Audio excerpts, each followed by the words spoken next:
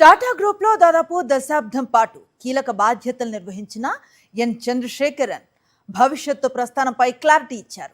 2027 ఫిబ్రవరిలో ప్రస్తుత పదవీ కాలం ముగిసిన తర్వాత టాటా సన్స్ చైర్మన్ హోదా నుంచి తప్పుకుంటున్నట్లుగా ప్రకటించారు. పునర్నియామకం కోరబోనని స్పష్టం చేశారు. అసలు ఈ నిర్ణయం వెనుక కారణం ఏంటి?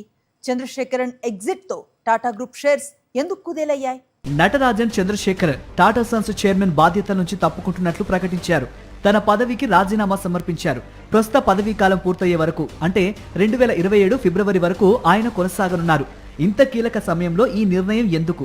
ఇదే ఇప్పుడు కార్పొరేట్ వర్గాల్లో చర్చనీయాంశంగా మారింది.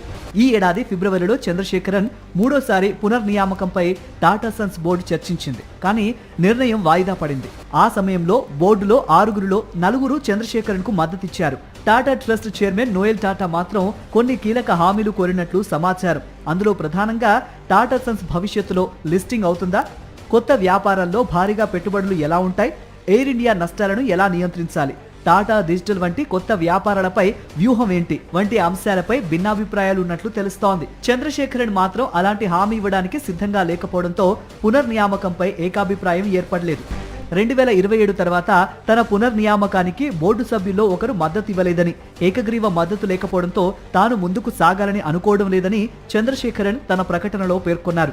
దశాబ్ద కాలంగా టాటా సన్స్ కు నాయకత్వం వహించడం గొప్ప గౌరవంగా, బాధ్యతగా భావించినట్టు వెల్లడించారు. చంద్రశేఖరన్ ప్రకటన వెలువడగానే ఇన్వెస్టర్లు మాత్రం ఆందోళనకు గురయ్యారు. టాటా గ్రూప్ లో అత్యంత విలువైన లిస్టెడ్ కంపెనీ అయిన టీసీఎస్ షేర్ 5% పైగా పడిపోయింది. Tata Motors, Tata steel, Titan, Tata power వంటి షేర్లు కూడా నష్టాల్లోకి జారాయి. ఒక దశలో టాటా గ్రూప్ లిస్టెడ్ కంపెనీల మార్కెట్ విలువలో దాదాపు 68,000 కోట్ల రూపాయల వరకు నష్టం నమోదైనట్లు నివేదికలు వచ్చాయి. మరి చంద్రశేఖరన్ తర్వాత టాటా సన్స్ పగ్గాలు ఎవరు చేపడతారు? కొత్త నాయకత్వం సెమీకండక్టర్లు, ఎలక్ట్రానిక్స్, బ్యాటరీలు, ఎయిర్ ఇండియా వంటి భారీ పెట్టుబడుల వ్యూహాన్ని కొనసాగిస్తుందా?